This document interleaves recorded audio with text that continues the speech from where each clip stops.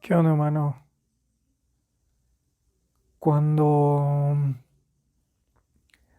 yo trabajaba en una escuela primaria hace ya, hace ya algunos años, sucedió que aquí en mi país, en México, hubo una reforma, un, no recuerdo exactamente cuál era el término legal, pero cambiaron los planes de estudio de primaria y de secundaria, me parece, de la educación básica. Y en esos cambios que hubo, recuerdo que se suscitó una cierta polémica por, por una cuestión referente a las calificaciones. A partir de ese cambio que hubo, me parece que ya no se iba a poder reprobar a los niños, al menos de primaria. Lo recuerdo así, claro, porque yo trabajaba en una primaria. Y ahí fue donde fui testigo de esta polémica. Que ya no se iba a poder reprobar a los niños y entonces eso generó bastante polémica que yo detecté tanto en mi núcleo de trabajo con mis compañeras principalmente, las maestras de primaria, como alrededor en mi entorno social, en las opiniones de las personas, en lo que se comentaba, lo que se decía en las noticias. Recuerdo muy claro la perspectiva de algunas de mis compañeras de esa escuela primaria y soy empático con eso que dicen porque yo también daba clases en esa escuela, no, no tiempo completo, no todo el horario completo, pero sí tenía que dar clases varias veces a la semana y entiendo el sentir cuando ellas expresaban que un cierto desconfort, expresaban un cierto desconfort porque el argumento iba, o sea, realmente no lo recuerdo así exactamente, exactamente cuál es el argumento, pero el argumento iba dirigido a, a que a través de las calificaciones era como un profesor, un maestro, un docente, tenía, tenía ese cierto autoridad, ese cierto poder al estar frente del grupo, que si no estaban las calificaciones de por medio, controlar al grupo, controlar a los niños, se volvía un reto muy grande para el profesor, lo cual a lo largo del tiempo que estuve inmerso en instituciones educativas, ya sea como alumno o como personal docente, académico, pude constatar como verdadero, efectivamente, en algunos momentos sucede que esa calificación se vuelve el arma que tiene el docente para pues poder manejar al grupo, poder con eso sostenerse y controlar todo lo que está sucediendo. Creo que dar clases es una de las actividades, sobre todo dar clases a personas jóvenes, a niños y adolescentes, es una de las actividades más desafiantes en las que he estado yo involucrado. Y recuerdo que hubo una fuerte polémica al respecto de, bueno, es que si no se les puede reprobar, entonces se va a perder como esta convicción del alumno, del estudiante por verdaderamente aprovechar las clases, por aprovechar la enseñanza que se le está brindando. Y se argumentaba mucho eso, que iba a haber mucho desinterés por la educación, que, que a los alumnos, si de entrada ya era difícil que les importara, pues al, al garantizarles, al quitar, más bien al quitar esta parte punitiva de las calificaciones, porque hoy lo veo así, el reprobar a un alumno en una medida punitiva, un castigo, un arma que tenían no solo el docente, sino la institución también educativa para controlar al alumno y cumplir con su misión, con la misión que las instituciones, al menos hasta ese momento en la historia, se fijaban como objetivo. Y he estado reflexionando al respecto este par de días porque, bueno, yo me acuerdo cuando yo era estudiante. A lo largo de mi vida he pasado mucho tiempo al interior de instituciones educativas, desde la primaria, la secundaria, la preparatoria, la universidad, y después empecé a trabajar en escuelas primarias, después escuela secundaria preparatoria. Entonces es más tiempo el que he estado adentro de una institución educativa que el que he estado fuera de una institución educativa a lo largo de mi vida. Y recuerdo particularmente cuando yo era un alumno de primaria, allá a inicios de los años 2000, cuando sí se podía reprobar. y, y estaba reflexionando un poco en torno a eso. Específicamente estaba recordando un episodio de mi infancia, cuando yo tenía 9 años y era un estudiante de tercero de primaria. En la escuela en la que yo estaba se podía reprobar, sí, era algo que sucedía, sí podías reprobar, pero algo que también sucedía era que mes a mes, a la hora que te entregaban tus calificaciones, que era un momento de lo más ceremonial posible, se guardaba con muchísima formalidad. Me acuerdo que nos hacían ir con saco, así con nuestro trajecito, y nos entregaban nuestras calificaciones, les entregaban primero los promedios más altos, te ponías de pie, te daban reconocimientos, era, era una cosa muy, muy protocolaria y se repetía mes con mes. Y mes con mes se, se hacía esta cuestión del cuadro de honor. Si tú estás escuchando este podcast, muy probablemente o fuiste en la misma escuela que yo, o en una escuela muy similar, o si no es el caso, pues es probable que en la escuela en la que tú hayas asistido haya habido situaciones de este tipo. Cada mes se le daba este reconocimiento a los alumnos, a los estudiantes, que mejor promedio de calificaciones alcanzaban, y se pegaban sus fotos en esta cartulina, sus fotitos así tamaño chiquitas, se pegaban en esta cartulina que decía cuadro de honor. Y cada mes había estas fotos, ¿no? Como niño tal, tal grupo, tal promedio. Niño tal grupo, tal promedio. Y era parte de esta cuestión protocolaria.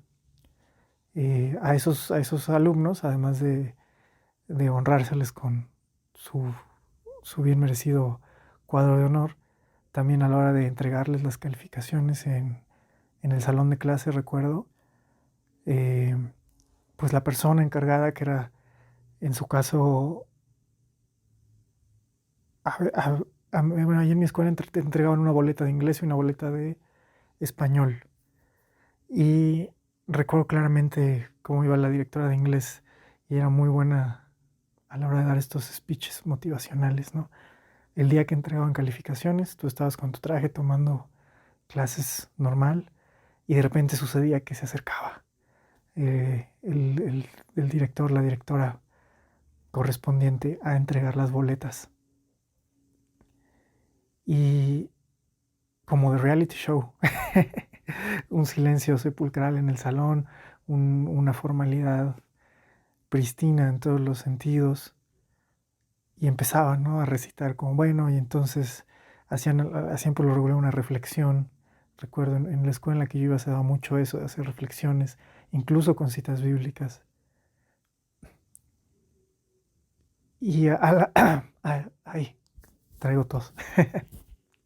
A la hora de anunciar los promedios, o sea, las calificaciones lo hacían de los promedios más altos a los más bajos. Los más altos los nombraban, los felicitaban, hacían toda una ceremonia como de entrega de los Óscares. Y bueno, conforme iban como por categorías, los que sacaron 9 o 10, los que sacaron 8, luego los que estaban muy cerca del 8 y luego dejaban de decir los promedios y ya se volvía una cuestión tensa, un poco tensa. Yo solía estar, ¿no? Ahí en ese sector por lo regular.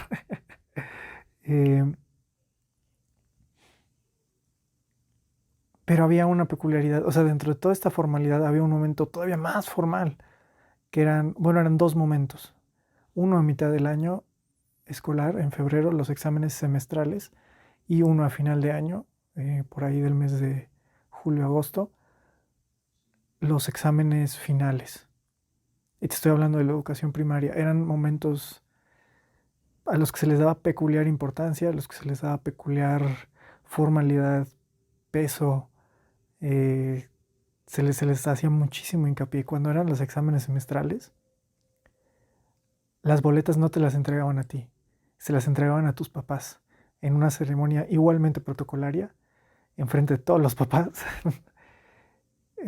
Los llamaban y no solo le entregaban tus calificaciones, también les entregaban o no un sobre con documentación para tu reinscripción del próximo año. Vaya que era un reality show, vaya que era un reality show. Pero así era. Ese día tú no ibas después, concluidos los exámenes semestrales, un periodo muy tenso al que se le daba todo este peso psicológico, ¿no? Son los exámenes semestrales. Y ibas y el día se trataba de hacer los exámenes. Y te tenías que preparar y tenías que estudiar. Y te dejaban muy, muy en claro que era algo sumamente importante. Cuando terminaba este periodo bastante estresante para los alumnos, al menos en mi caso, alumno de ese sector que no se mencionaban sus promedios, era un momento estresante. Había un viernes que no ibas y ese viernes tus papás iban a recoger tus calificaciones y a que les entregaran o no tu sobre de reinscripción para el siguiente año. Y bueno, como alumno, pues esto, vaya, si eras un buen alumno, si eras un buen estudiante, pues te representaba algo bueno, alegría, felicidad, reconocimiento, cuadro de honor, etc. Si no era el caso, bueno, eran momentos bastante tensos. Y recuerdo en particular un año, cuando tenía 8 años, no, tenía 9 años, tercero de primaria, exámenes semestrales. Para esa época, debía ser el año 2001, 2002, yo realmente no era un mal estudiante, o sea, no hay malos estudiantes, pero no era un estudiante de promedio general de menos de 6,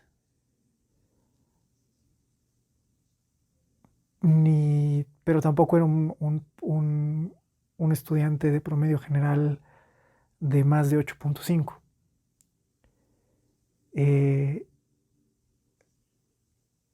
Hasta ese momento jamás había estado en el cuadro de honor de nada. y spoiler alert, no lo estuve nunca. Pero bueno, en ese momento la llama estaba viva, ¿sabes? Era tercero de primaria, solo llevaba 3 años de educación primaria, o sea, las apuestas seguían sobre la mesa. Y en particular para mi familia era algo, bueno, para mi mamá era algo importante, era algo en la que me hacía mucho hincapié, como se aseguraba de que yo hiciera las tareas, todavía en esa época, todavía cuando yo tenía 9 años, como que estaba así lo recuerdo, ¿no? Como que estaba la esperanza viva, ¿no? De que yo fuera un estudiante de 10. que trajera una boleta llena de dieces. No era el caso, pero la verdad es que tampoco me iba mal. O sea, no llevaba seises, no llevaba cinco en ese momento. Y recuerdo muy bien que para los exámenes semestrales de tercero de primaria lo tomé como una misión personal. O sea, recuerdo que sentí bastante la presión de decir, bueno, lo voy a lograr, voy a estar en el cuadro de honor. Y recuerdo que algo tuvo que ver con mi papá. Recuerdo que mi papá como que me alentó, porque él me ayudó a estudiar para los exámenes semestrales. Y recuerdo que como que él se lo tomó así como de una manera muy deportiva, me contagió de ese espíritu deportivo y dije, órale, va, lo voy a hacer. Y lo recuerdo peculiarmente porque en segundo de primaria yo había sido un estudiante de promedios más bien arriba de 8.5. Y en tercero de primaria ya no estaba yo tan en esos niveles. Las razones pues eran diversas. Que recuerde ahora, no lo sé. no lo sé, pero recuerdo que en segundo de primaria se me daba muy natural. Creo que la diferencia era que en segundo de primaria mi mamá me monitoreaba muy de cerca las tareas y en tercero como que ya no me monitoreaba tanto las tareas. Entonces ahí se notó eso en mis calificaciones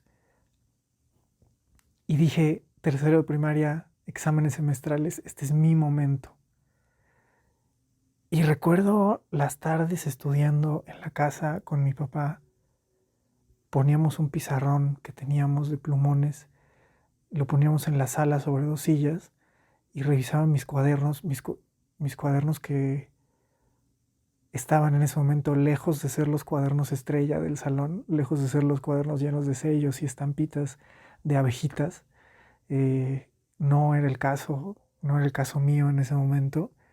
Mi letra no era la más bonita, mi habilidad para copiar del pizarrón no era la más diestra. Sin embargo, ahí estaba yo, recuerdo claramente estudiar muy fuertemente, haciendo un gran esfuerzo de mi parte, de mi parte de niño de 9 años, porque dije, voy a estar en el cuadro de honor. Esto es una misión. Y mi papá se entusiasmó muchísimo. Entonces, recuerdo haber hecho lo mejor de mí, eh, haber estudiado, revisado, pedido las guías. No, nos daban guías, completar las guías, hacer los ejercicios. Paz, paz, paz, paz, paz, paz, paz. Y llegó el tan esperado reality show de los exámenes semestrales. Y pues bueno, no quedé en el cuadro de honor. Había alumnos con habilidades muchísimo más desarrolladas que las mías para resolver exámenes. Y sin embargo no me fue mal. O sea, saqué 8 punto algo. Creo que saqué 8.4, 8. Creo que saqué 8.6. Ahora está viniendo a mi mente. Creo que saqué 8.6 y creo que fue mi mejor promedio del año. Saqué 8.6 o algo así por el estilo. 8.7 tal vez. Eh, uf. Hoy soy tan fácil decirlo. No volvería yo a sacar calificaciones como esas creo que nunca. Pero en ese momento logré sacar un 8.6, un 8.7, algo por el estilo. Exámenes semestrales de tercero de primaria. Y no era suficiente para estar en el cuadro de honor. Los niños de cuadro de honor tenían 9. Había un niño muy bueno en la escuela que tenía 9, 8, 9 cada mes. Cada mes, fuera el mes que fuera, ese muchacho increíblemente bien dotado para hacer cosas académicas tenía 9.8 o 9.9. Con eso estaba yo compitiendo. y bueno, otra gama de alumnos, de niños de 9 años extremadamente brillantes para la educación formal, que mm, pues vaya, ocuparon esos lugares en el cuadro de honor. Y recuerdo que llegué nervioso el día, o sea, no recuerdo, no sé si mi memoria lo canceló o qué, pero no recuerdo cuando me dieron las calificaciones, cuando mis papás llegaron con las calificaciones. No recuerdo ese momento, pero lo que sí recuerdo es llegar a la escuela y pasar al lado de donde estaba el cuadro de honor, que lo ponían en una vitrina en el andador por donde se entraba a la escuela, y pasar por la mañana y voltear como de reojo a dar una mirada, una mirada como, pues yo como que sabía, pero decía, pues tal vez lo logré, o sea, sí me fue mejor que el mes pasado, tal vez lo logré, tal vez voy a voltear y va a estar ahí mi cara. Recuerdo haber volteado rapidísimo, así, en un flash, así hacer un rápido escaneo del cuadro de honor. Y pues no, humano, no estaba mi cara ahí en el cuadro de honor. Eh, no estaba mi cara en el cuadro de honor. Ahorita estoy tratando de hacer memoria porque es particularmente para el evento de gala, que eran los exámenes semestrales, existía ahora sí que una categoría extra que le llamaban el cuadro de esfuerzo, para los que no llegaron a estar en el cuadro de honor, pero que se esforzaron. Y creo que no estaba yo en ese cuadro tampoco. No recuerdo bien, porque lo que sí recuerdo muy bien fue que al buscar mi cara en el cuadro de honor y no encontrarlo, lo que sentí fue unas ganas de no seguir viendo esa vitrina. Entonces volteé mi cara y seguí caminando y procuré no volver a pasar enfrente de esa vitrina hasta que quitaron esos cuadros de ahí. Jamás volvería a lo largo de la educación primaria y secundaria y preparatoria, y creo que universidad, creo que, no, en la universidad sí saqué un 8.6 de promedio alguna vez, eh, pero al menos primaria, secundaria y preparatoria no volvería yo a sacar una calificación tan alta, 8.6, 8.7.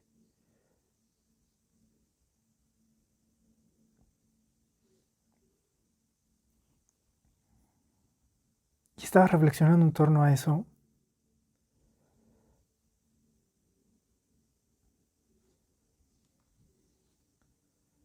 preguntándome, ¿qué logras cuando logras algo?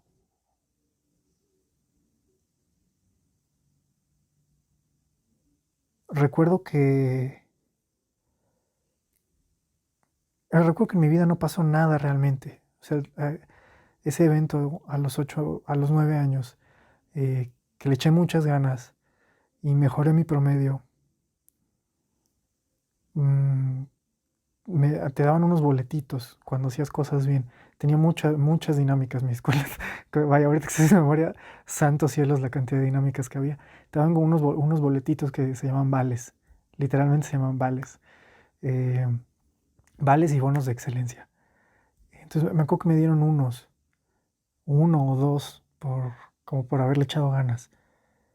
Eh, y esos al final eran acumulables y podían o no darte un diploma a final de año. Eh, Igual había categorías de diplomas. Había el diploma dorado, el diploma plateado, bla, bla, bla, amarillo, rojo. O alguna vez tuve un diploma, creo que amarillo, algo así. Ahí la cosa ya se complejizaba bastante y no recuerdo exactamente en qué consistía. Eh, sí recuerdo que nunca tuve un diploma dorado ni plateado, eso lo recuerdo claramente. Y recuerdo esa sensación de tener 8 años y no querer ver el cuadro de honor. Y de pasar todas las mañanas, porque lo dejaban ahí semanas. Y cuando tienes 8 años, semanas son periodos de tiempo larguísimos. Tu vida cambia radicalmente en semanas. Y recuerdo que todo ese periodo pasaba al lado de esa vitrina y, y no quería voltear a ver ese cuadro. No quería voltearlo porque sentía que había fallado. Porque en mi mente de niño de 8 años no lo había logrado.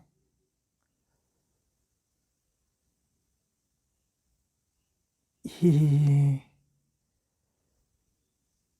y no había sido, o sea, era una sensación como de no ser suficiente. Mis padres realmente no me dijeron nada. O sea, nada como, o sea, nadie me regañó, o sea, nadie me expresó como descontento al respecto, ¿no? Simplemente fue como, bueno, X, como que pasó y ya. Eh, y pues eso era algo que no le comenté a nadie, me parece recordar ahorita. Em, o sea, no lo hablé con mi mamá, no lo hablé con mi papá.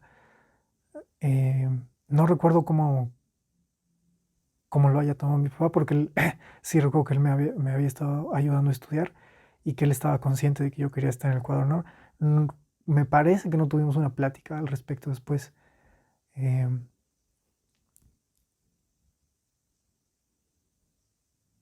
y ahora que tengo varios años más, que he pasado varias décadas al interior de instituciones educativas, analizando la educación desde diferentes puntos de vista, empapándome de más cosas, ampliando mi conocimiento, eh,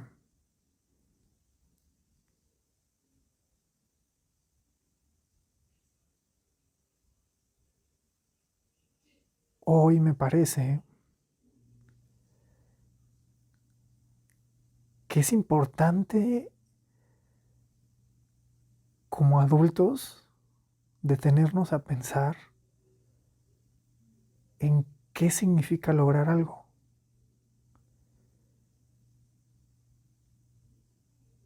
¿Qué logras cuando logras algo?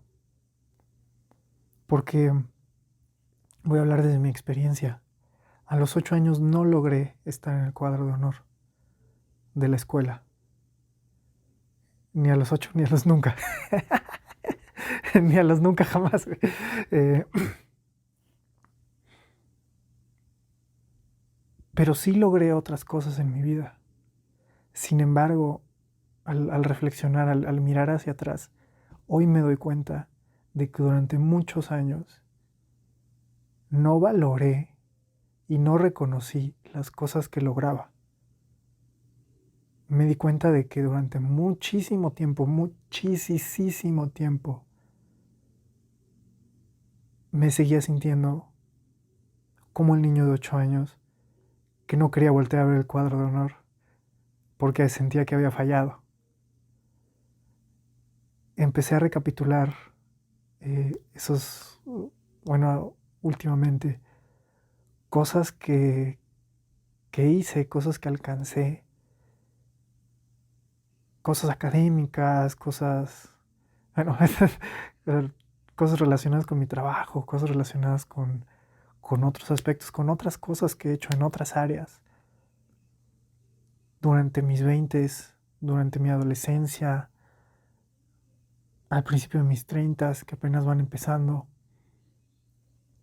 Y encontré esta constante de... Encontré una sensación constante que es la misma sensación que encontré al recordar esa experiencia de los 8 años. Una experiencia como de, ¡ah! No lo logré. ¡Ah! No fue suficiente. Y hoy me doy cuenta que a raíz de eso, en muchos momentos de mi vida, alimenté una especie de rush por lograr objetivos concretos. Objetivos concretos en los que empecé a depositarle demasiada importancia. Por ejemplo, cuando empecé a hacer podcast y diseñé la audioserie desde ninguna parte, que fue una tarea muy grande, una tarea que ciertamente me desafió bastante. Tuve que coordinar muchas cosas, tuve que pasar muchas horas escribiendo, hacer cosas que nunca había hecho antes, exponerme en muchos sentidos, ganar nuevas habilidades que no tenía, ampliar mis redes de contactos, profesionalizarme en áreas en las que no lo había hecho. Y recuerdo que si bien, O sea, recuerdo el haber estrenado el primer episodio y haber sentido este amor tan grande como de, lo logré, aquí está, ¡pum!, existe. Y recuerdo inmediatamente después este sentimiento como de, tengo que tener todos los suscriptores del mundo y tiene que llegar a miles de millones de reproducciones. Y recuerdo que ese sentimiento eventualmente me llevó a un burnout, a que se me quemara el cassette. Y dejé de hacer podcast el año siguiente durante muchos meses. Porque me cansé, porque me quemé. Luego lo retomaría y bueno, hoy estamos aquí. Pero hoy me doy cuenta que me quemé, me cansé porque estaba actuando desde ese lugar en el que le estaba depositando tanta importancia a un logro que yo mismo me había inventado.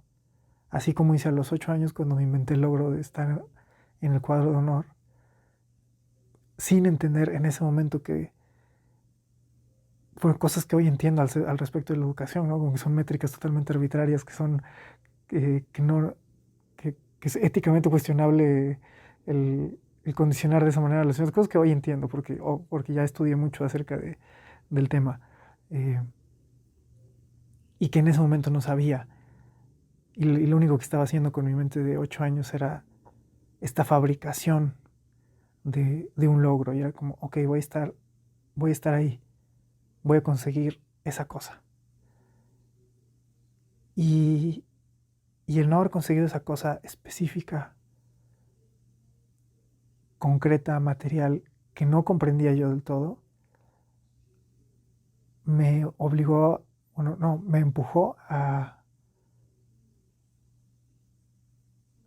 me empujó, no, corrijo, al no conseguir esa cosa concreta, específica, que era estar en el cuadro de honor, mi respuesta fue desvalorizar todo el trayecto que conllevó el haberlo intentado, el, el habérmelo propuesto. No le di valor a todas las horas que pasé estudiando, revisando mis apuntes, enfocándome, proponiéndomelo, dando lo mejor de mí en los exámenes, pese a que no entendía, pese a que no se me daba de manera natural, pese a que para mí no era sencillo, pese a que mi inteligencia era otra.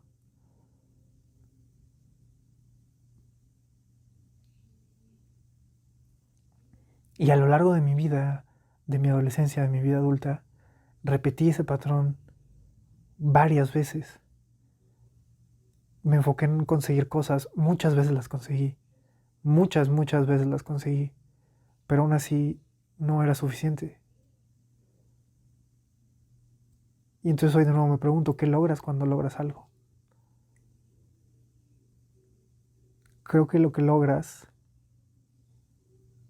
es a ti mismo. Creo que lo que logras no lo logras afuera, es decir, no logras estar en el cuadro de honor. Logras experimentar lo que involucra hacer que tu ser, con tus capacidades, con lo que se te hace fácil y con lo que se te hace difícil, llegue a estar en el cuadro de honor. Por dar una metáfora.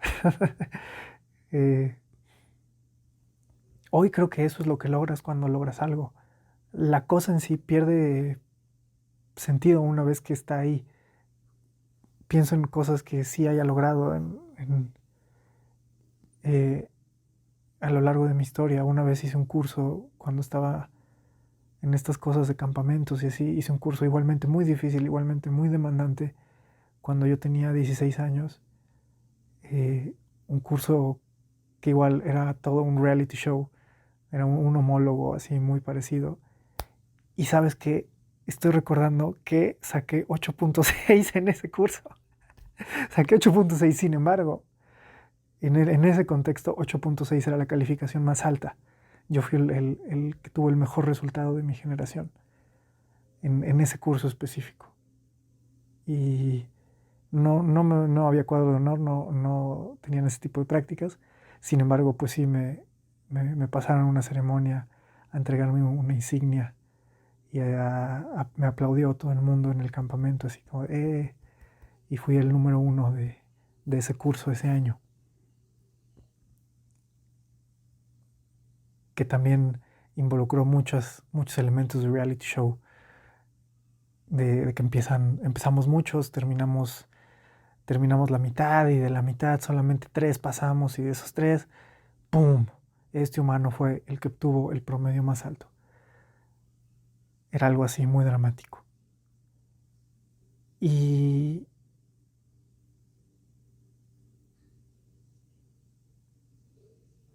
recuerdo que, por ejemplo, estuvo ese logro, luego logré así varias cosas, sobre todo en ese contexto en el que resultó que yo era muy bueno, logré varias cosas así, varios méritos, varios reconocimientos. Y recuerdo esta constante durante mi adolescencia que estaba en esas actividades en las que no le daba el valor que ameritaba porque no ponía mi atención en eso, enfocaba mucho mi atención en la medallita, en el trofeo, en la copa, en la cosa. Y la medallita, la copa, la cosa deja de tener sentido al instante 2 que la consigues.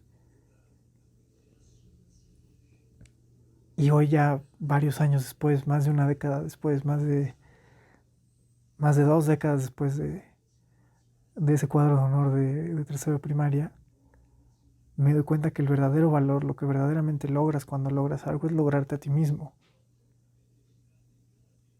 Eso es lo que logras, esa experiencia, el haber vivido, el conocer dentro de tu experiencia humana lo que significa estar antes de haber logrado algo y estar después de haber logrado algo.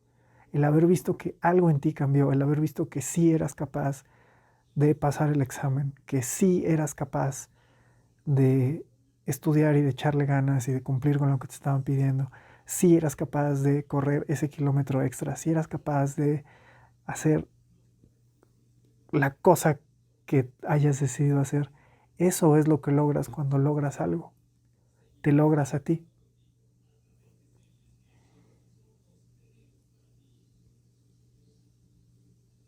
Y esa experiencia es total y completamente independiente de la medallita. Puedes o no obtener la medallita, sin embargo la experiencia es tuya, la experiencia es con lo que te quedas, la experiencia es lo que hizo que te transformaras. Y eso es lo que realmente vale. Al final, cuando pasen 10 años, se te olvida haber sido el empleado del mes, o haber estado en el cuadro de honor, o haber sido el que vendió más suscripciones de revista, o productos de Avon, o qué sé yo, qué sé yo qué logro simbólico pueda estar ahorita en tu vida siendo latente.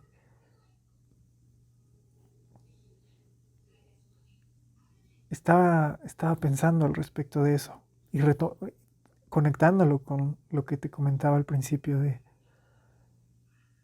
reprobar, de que me acordé cuando se prohibió reprobar a los niños en la primaria. Hoy creo que no solo está bien no reprobar niños en la primaria, sino que un consejo que me daría a mí, a todas las versiones de mí, desde mi versión de 4 años que entró al kinder hasta la versión de hoy en la mañana que estaba desayunando, ese consejo sería: celebra por igual absolutamente todos y cada uno de tus logros, sean grandes o pequeños. Celebra por igual cuando termines el videojuego que cuando culmines tu doctorado. Celébrate por igual cuando ganes esa partida de canicas que cuando obtengas ese trabajo que tanto querías. Celébrate por igual porque tal vez así entiendas que el logro no está en el logro en sí, sino en lo que logras en ti. Ese es un consejo que me daría a mí particularmente a través del tiempo y del espacio. Probablemente revisite este tema una vez más en algún punto, ya que adquiera más noción, más conciencia al respecto. Mientras tanto, mano, te voy a dejar un par de comerciales. Suscríbete al canal de YouTube, suscríbete ya. Me propuse como un logro fabricado en mi mente que íbamos a llegar a 100 suscriptores para el final de este mes de marzo del año 2024. Llevamos 40 suscriptores en el canal de YouTube que acaba de empezar.